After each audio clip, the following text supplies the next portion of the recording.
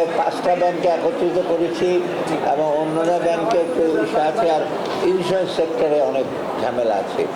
প্রথমত 5টা ব্যাংকে টাকা পয়সা যা ছিল বেশিরভাগই কিন্তু এদিক সেদিক চলে গেছে, এবং আলাদাভাবে এই 5টা ব্যাংক নিজের পায়ে দাঁড়ানো খুব কঠিন ছিল, কারণ টাকা পয়সা ওদের নাই, একা একা করে।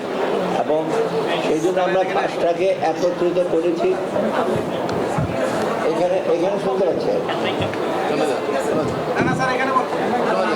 আচ্ছা, আমরা 5টাকে একত্রিত করেছি। সম্মিলিত ইসলামী ব্যাংক, এই ব্যাংকটা কিন্তু এখন বিগেস্ট ব্যাংক। সরকার থেকে 20,000 কোটি টাকা আমরা দিয়েছি সেখানে, আর 12,000 কোটি টাকা আসবে আপনার যে ডিপোজিট ইন্স্যুরেন্স হিসেবে বাংলাদেশ 32,000 কোটি টাকা দ্বারা শুরু করছে। অতএব আমরা এশিওর করেছি কারো জমা টাকা বা এফডিআর একটাও পাওয়া যাবে না, প্রত্যেকে দেওয়া হবে। ইমিডিয়েটলি 2 লক্ষ করে টাকা করে দিচ্ছে, আর বাকি তো যারা দেবে তারা তো যেন সেগুলো সম্ভব। তো এটা ভয় পাওয়ার কিছু নাই। আর দ্বিতীয়ত ইন্স্যুরেন্স হিসেবে অনেকগুলো ইন্স্যুরেন্স প্রিমিয়াম দিয়েছেন, ম্যাচুরিটি হতে পারছে না।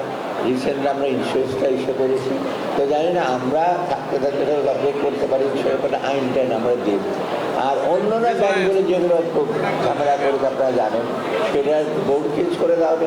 মোটামুটি ব্যাংকের কাছে কিছুটা সিন্টার নেই, কিন্তু একটু সময় লাগবে।